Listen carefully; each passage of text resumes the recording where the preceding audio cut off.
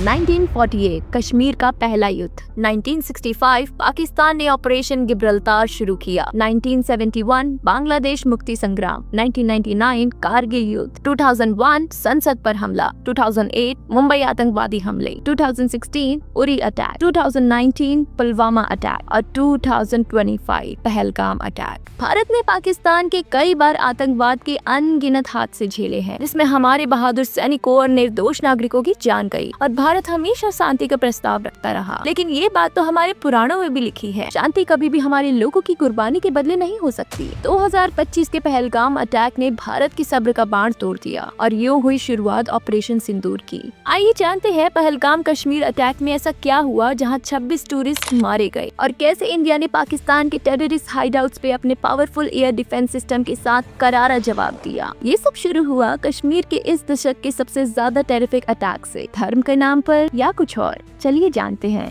अप्रैल 22 attack का दिन। Tuesday को लगभग 2:45 पर कैमोफ्लेज कपड़े पहने कुछ आर्म्ड आदमी एक जंगल में निकले। उन्होंने बसरन मीडो, एक सुंदर पहाड़ी इलाका जो सिर्फ पैर या घोड़े से एक्सेसिबल है, वहाँ अंधाधुंध गोलियाबारी शुरू कर दी। जब अचानक गोलियों की बारिश होने लगी तब बहुत सारे टूरिस्ट चौंक गए। जो टूरिस्ट मारे गए वो सभी सिविलियंस थे और उनमें से एक इंडियन नेवी ऑफिसर्स भी थे जो हरियाणा से अपने हनीमून पर आए थे। एक 68 साल के फॉर्मर बैंकर आंध्र प्रदेश से जो अपनी वाइफ के साथ घूमने आए थे, उनकी भी मौत हो गई। इसके अलावा कर्नाटका से एक रियलेटर, ओडिशा से एक अकाउंटेंट, उत्तर प्रदेश का एक सीमेंट डीलर और केरला से गल्फ रिटर्न एक व्यक्ति भी शामिल थे। एक नेपाली नागरिक भी उनमें शामिल था जो मारा गया। फॉरेन सेक्रेटरी विक्रम मिस्री ने कहा कि ये ग्रुप लश्कर-ए-तैयबा से जुड़ा हुआ है और उनका पाकिस्तान से एस्टैब्लिश कनेक्शन कंफर्म हुआ है। कई सर्वाइवर्स ने बताया कि मिलिटेंट्स ने सिर्फ हिंदू पुरुषों को ही टारगेट किया। पहले उनका धर्म पूछा, फिर उनसे कलमा पढ़ने को कहा। जो डायरेक्टली हिंदू बोलते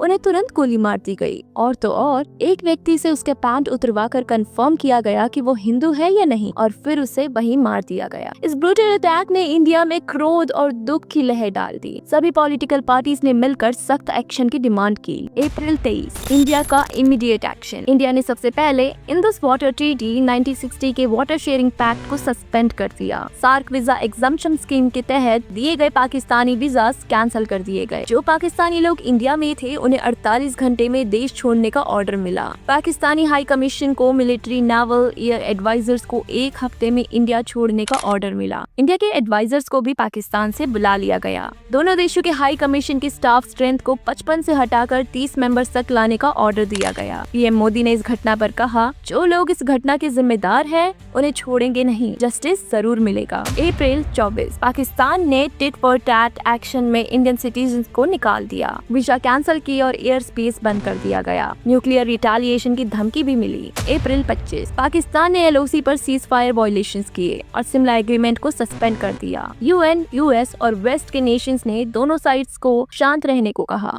अप्रैल 26 पाकिस्तान के पीएम शहबाज शरीफ ने धमकी दी, अगर इंडिया ने पानी डाइवर्ट किया तो फुल फोर्स जवाब मिलेगा। यूएस प्रेसिडेंट ट्रंप और ईरान ने मीडिएशन का ऑफर दिया।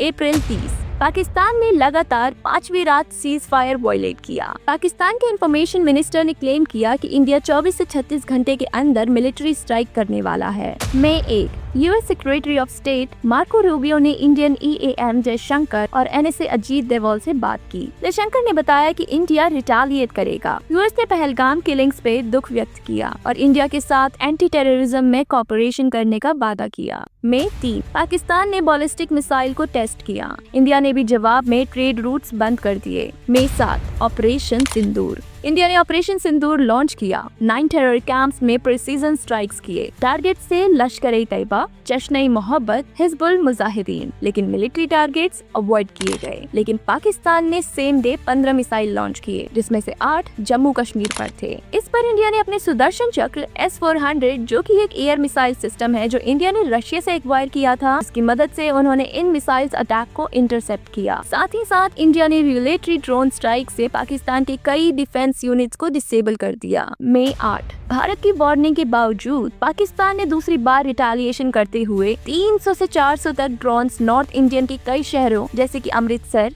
जम्मू, श्रीनगर, और 26 और लोकेशन पर भेजे। ये ड्रोन्स जानबूझकर सिविलियन इंफ्रास्ट्रक्चर को टारगेट कर रहे थे, जैसा कि विंग कमांडर व्योमिका सिंह और कलोनिल सोफिया कुरैशी ने रिपोर्ट किया था। इनमें से कई drones Turkish made Asisguard Songars थे। इंडिया मिलिट्री ने बताया कि लगभग 50 ड्रोन्स को शूट डाउन कर दिया गया, जबकि बाकी ड्रोन्स को रेडियो जैमिंग के जरिए न्यूट्रलाइज किया गया। इंडिया ने जवाब में पाकिस्तान के HQ-9 एयर डिफेंस सिस्टम को लाहौर में डिस्ट्रॉय कर दिया और सियालकोट और इस्लामाबाद जैसे की सिटीज को टारगेट किया। पाकिस्तान ने जब सिविलियन एरियाज को टारगेट करना शुरू किया तो इंडिया ने बॉर्डर विलेजेस से हजारों लोगों को तुरंत इवैक्यूएट किया। मई 9 मई की रात को पाकिस्तान ने मिसाइल और ड्रोन से तीसरी बार अटैक किया। इंडियन एयर डिफेंसेस जब तक सुबह 10 मई की मॉर्निंग तक एक्टिव रहे, तब तक अमृतसर और जैसलमेर में ड्रोन साइटिंग रिपोर्ट हुई। इंडिया ने दोबारा कहा कि मीडिएशन मंजूर नहीं करेगा और अगर और प्रोवोक किया गया तो एस्केलेट करेगा। दोनों देशों में सिविलियंस की जिंदगी डिस्टर्ब हो गई। इंडिया ने IPL सस्पेंड कर दिया और पाकिस्तान ने अपनी डोमेस्टिक क्रिकेट लीग पोस्टपोन कर दी। कई राज्यों में स्कूल बंद हो गए। पाकिस्तान ने भारी नुकसान की वजह से और कहीं ये लड़ाई लंबी ना हो उसकी संभावना में IMF से फाइनेंशियल सपोर्ट की भीख मांगी। इंटरनेशनल मॉनेटरी फंड ने एक्सटेंडेड फंड फैसिलिटी के तहत पाकिस्तान को 1 बिलियन रिलीज करने की मंजूरी दे दी।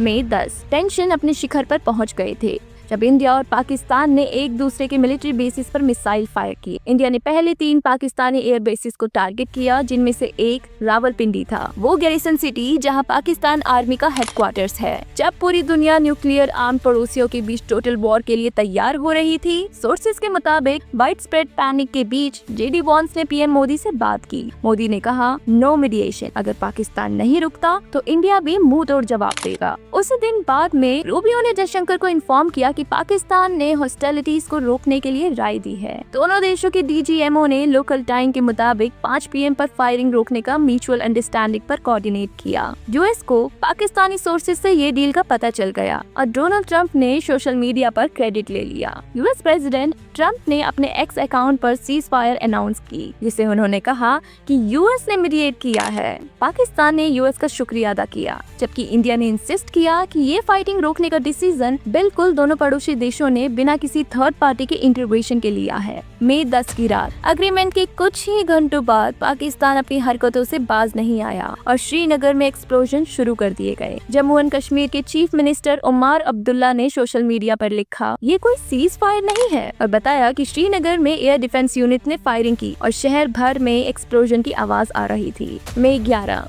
थोड़ी देर की क्रॉस बॉर्डर शेलिंग और पाकिस्तानी ड्रोन एक्टिविटी के बाद रात शांत रही। इंडिया और पाकिस्तान ने कहा कि उनके DGMO 12 मई को मिलकर फॉर्मल सीज फायर टर्म्स को और मजबूत करेंगे। मई 12 कई दिनों बाद पहली बार बॉर्डर पर कोई ड्रोन्स या मिसाइल लॉन्च नहीं हुए। फिर भी इंडियन फोर्सेस हाई अलर्ट पर रही और उन्होंने क्लियर स्टेटमेंट दिया कि अगर पाकिस्तान ने फिर कुछ और कोशिश किया तो उसे ट्रिपल कॉन्सिक्वेंसेस का फेस करना पड़ेगा। हमारी एयर डिफेंस, हमारी इंडियन आर्मी इन सब का मुंह तोड़ जवाब देने का जज्बा रखती है। थैंक्स टू इंडियन आर्मी आज हम सुरक्षित हैं तो उनकी वजह से। तो दोस्तों, ऐसी ही अपडेट और स्टोरीज के लिए दुनिया की ज्ञान चैनल के साथ बने रहिए। जय हिंद।